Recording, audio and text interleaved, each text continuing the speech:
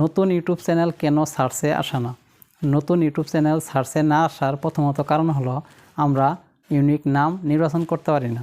আমরা কি করি, আমরা যে সমস্ত বড় বড় ইউটিউবার আছে তাদের চ্যানেলের নামের সাথে মিল করে আমরা নাম রাখি, আর মনে মনে ভাবি যে তার চ্যানেলে যে সমস্ত অডিয়েন্স বা দর্শক আছে তারা যদি তার চ্যানেল সার্চ করে, সেই ক্ষেত্রে তার চ্যানেলের সাথে আমার চ্যানেলটাও তাদের সামনে শো করবে।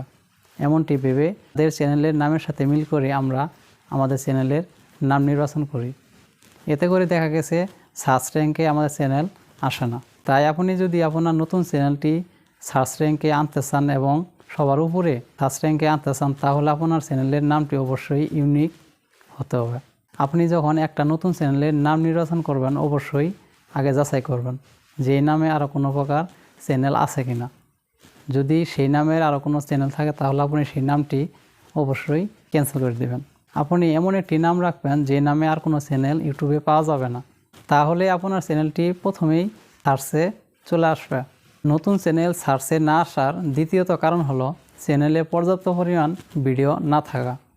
আমরা যখন নতুন একটি ইউটিউব চ্যানেল খুলি, সেই চ্যানেলে 2, 4, 5টা 10টা ভিডিও ছাড়ার পরেই আমরা অস্থির হয়ে যাই যে আমাদের চ্যানেল সার্চে আসে না কেন, আমাদের চ্যানেলে ভিডিও ভাইরাল হয় না কেন।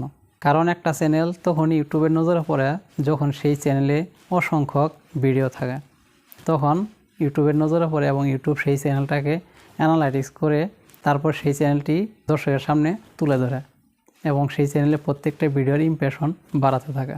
কিন্তু আমরা এমনটি ভাবি না। আমরা মনে করি যে আমাদের চ্যানেলটি খুললাম বা 2, 4, 5টা ভিডিও আপলোড করলাম, আমাদের চ্যানেলটি কেন ভাইরাল হয় না, কেন সার্চ র্যাঙ্কে আসে না। আসলে এমনটি কিন্তু নয়। আপনি যখন একটি চ্যানেল খুলবেন, সেই চ্যানেলের নিয়ম অনুসারে আপনি কয়েকটি ভিডিও আপলোড করুন এবং ইউটিউবের নজরে পৌঁছান, তারপরে আপনার চ্যানেলটি খুব সহজে সার্চ র্যাঙ্কে চলে আসবে। তাই বলা যায় একটা চ্যানেল সার্চ র্যাঙ্কে আনার জন্য সেই চ্যানেলে অসংখ্যক ভিডিও আপলোড করতে হবে, তা অবশ্যই যে কোনো একটা নিশের উপর হতে হবে। নতুন চ্যানেল সার্চে না আসার তৃতীয়ত কারণ হলো সেই চ্যানেলটি সঠিকভাবে কাস্টমাইজ করা হয় না।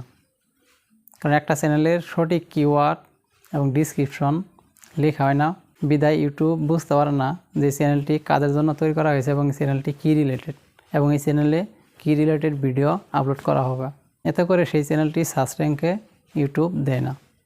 আর যখন আপনি আপনার চ্যানেলের সঠিক ক্যাটাগরি এবং সঠিক কিওয়ার্ড এবং ডিসক্রিপশন এভরিথিং সব ঠিকঠাক মতো আপনি বসিয়ে দিবেন, তারপর ইউটিউব আপনার চ্যানেলটি অ্যানালাইটিক্স করে বুঝতে পারবে যে এই চ্যানেলটি অমুক অমুক দর্শকের জন্য তৈরি করা হয়েছে এবং এই চ্যানেলে এই ধরনের ভিডিও আপলোড করা হবে।